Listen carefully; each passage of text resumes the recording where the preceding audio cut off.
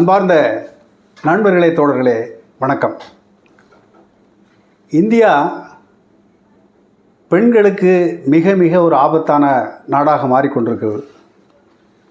பெண்களுக்கு எதிரான குற்றங்கள் என்பது நமக்கு தெரிஞ்சு ஆப்கானிஸ்தான் போன்ற காட்டுமிராண்டிகள், மத காட்டுமிராண்டிகள் அதிகாரத்தில் இருக்கக்கூடிய நாடுகளில் எந்த அளவுக்கு பெண்கள் கொடுமைப்படுத்தப்படுகிறார்களோ அதுக்கு சற்றும் குறையாத அளவுக்கு இந்தியாவிலே பெண்கள் கொடுமைப்படுத்தப்படுகிறார்கள். பெண்கள் மீதான வன்முறை என்பது குறிப்பாக பிஜேபியினுடைய இந்த 10 ஆண்டு கால ஆட்சியில் 2 மடங்காக அதிகரித்திருக்கிறது. அதாவது கடந்த 60 ஆண்டுகளில் இல்லாத அளவுக்கு இந்த 10 ஆண்டுகளில் தான் குற்றங்கள் 2 மடங்காக உயர்ந்திருக்கிறது என்பதை அரசாங்க புள்ளி விவரங்களே காட்டுகின்றன.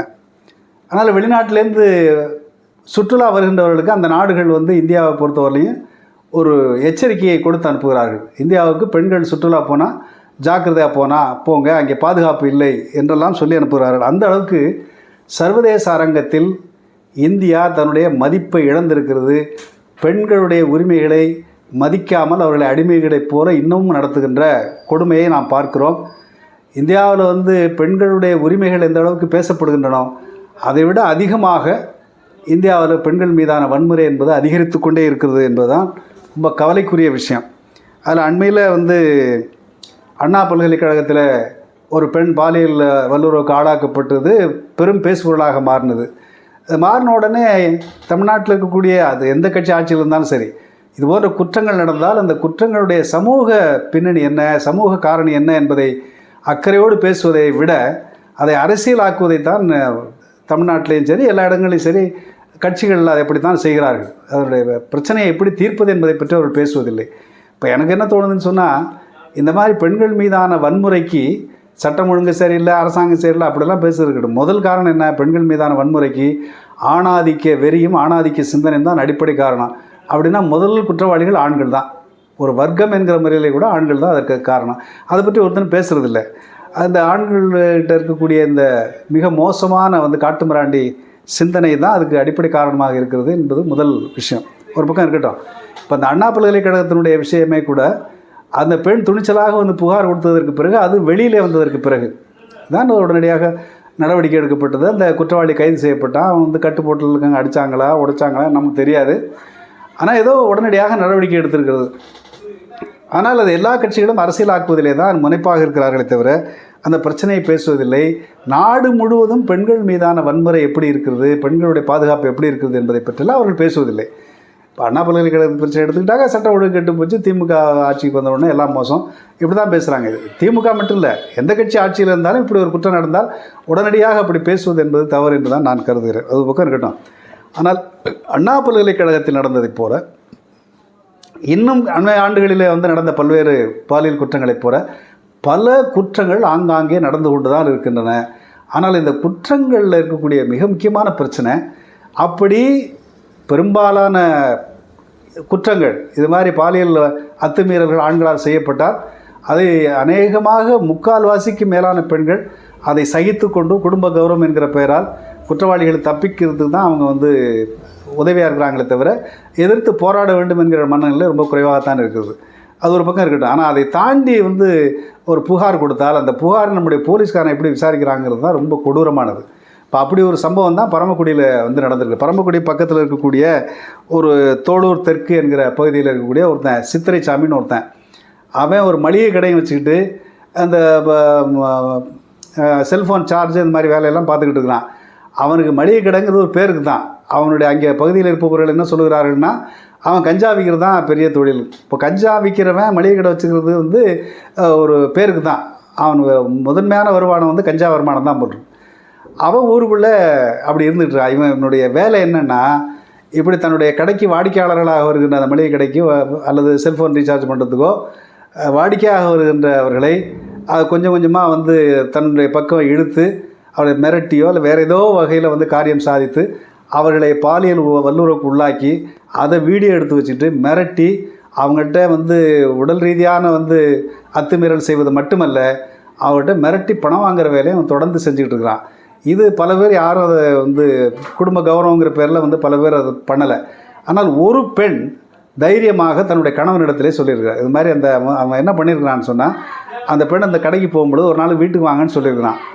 வீட்டுக்கு போன போது அவன் வந்து குடிக்கிறதுக்கு தண்ணி கொடுக்குற மாதிரி அதில் வந்து ஏதோ மயக்க மருந்தை கலந்து கொடுத்து அந்த பெண் மயங்கி இருக்கிற நிலையில் அந்த பெண்ணோட உறவு வைத்துக்கொண்டு அதை வீடியோ எடுத்து அதை வந்து நான் வந்து வெளியில் விட்டுருவேன், புருஷன்ட்டு சொல்லிவிடுவேன், உங்கள் சொந்தக்காரன்ட்டு சொல்லிவிடுவேன், இன்டர்நெட்டில் போட்டுருவேன் என்று மிரட்டி அந்த பெண்ணை வந்து இடையில வந்து பாலியல் இச்சைக்கு ஆளாக்குவது, இன்னொரு பக்கம் மிரட்டி காசு வாங்குவது என்கிற அந்த பெண்ணுடைய பொருளாதார நிலையை தாண்டி டார்ச்சர் பண்ணி அந்த பொண்ணுக்கிட்டேருந்து வந்து கடன் வாங்க வச்சு அதுக்கிட்ட இருக்க நகையெல்லாம் பிடிங்கி எல்லாத்தையும் இவ்வளோ அட்டுவணி பண்ணியிருக்கான்.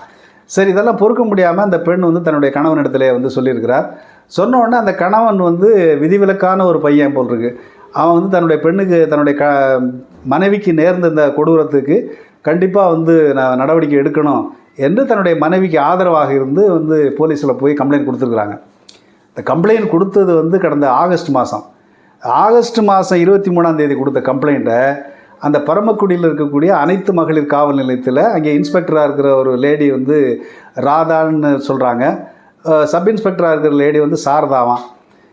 இந்த ராதாங்கிற பெண் வந்து மகா மோசம், எந்த வழக்குகளையும் அதுவும் பெண்களுக்கு இழைக்கப்பட்ட அநீதியை குறித்து ஒரு பெண் என்கிற முறையிலே கூட ஒரு கருணை இல்லாத வந்து ஒரு பெண்ணு காசு சம்பாதிக்கிறதுல அந்த அம்மா குறியாக இருப்பாங்க என்று சொல்லுகிறார்கள். பொதுவாக அந்த பகுதியில் பேசப்படுகின்ற செய்தி.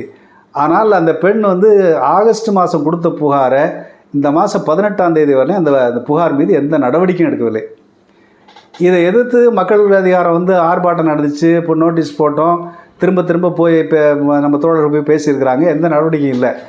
இதெல்லாம் தாண்டி அண்மையில் போய் அந்த ராமநாதபுரம் கூடுதல் மாவட்ட கண்காணிப்பாளர்கிட்ட போய் கம்ப்ளைண்ட் பண்ண பிறகு அவர் இந்த குற்றத்தினுடைய தன்மையை வந்து கேட்டுட்டு ரொம்ப ஆத்திரமாகி உடனே டிஎஸ்பிகிட்ட போய் சத்தம் போட்டிருக்கிறார், ஏன்னா இந்த மாதிரி அயோக்கியத்தனமாக வந்து நடவடிக்கை எடுக்காமல் இருந்தீங்கன்னு.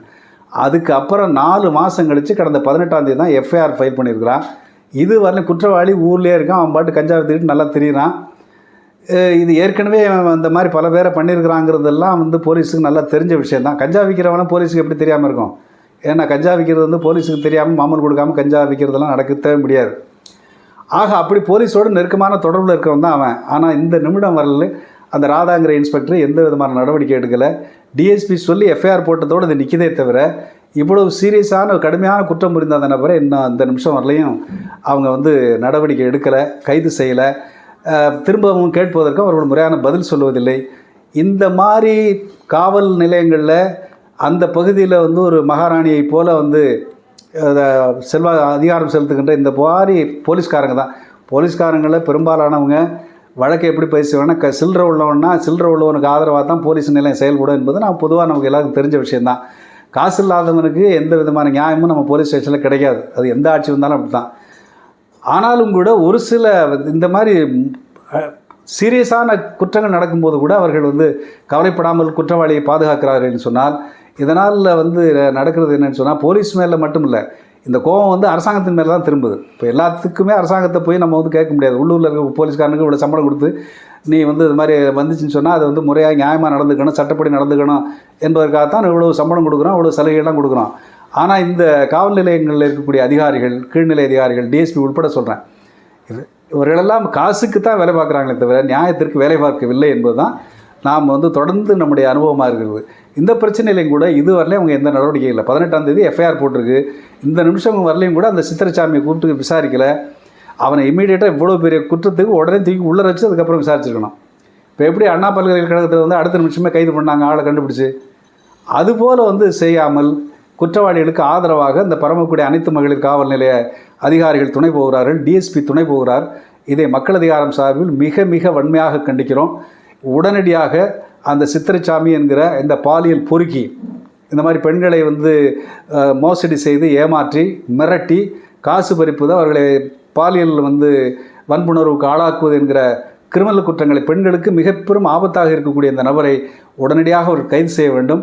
இந்த நடவடிக்கையில் தாமதப்படுத்திய அந்த ராதா, சித்ரா, அந்த டிஎஸ்பி இவர்கள் மீது மாவட்ட காவல்துறை கண்காணிப்பாளர் உரிய நடவடிக்கை எடுக்க வேண்டும். அந்த பாதிக்கப்பட்ட பெண் துணிஞ்சு தன்னுடைய கணவனுடைய ஆதரவோடு புகார் கொடுத்த அந்த பெண்ணுக்கு நியாயம் கிடைப்பதற்கான வழிகளை இந்த காவல்துறை செய்யவில்லை என்று சொன்னால் தொடர்ந்து வந்து மக்கள் அதிகாரம் அதற்காக போராடும் என்பதை இந்த நேரத்தில் அறிவித்துக் கொள்கிறோம். நன்றி.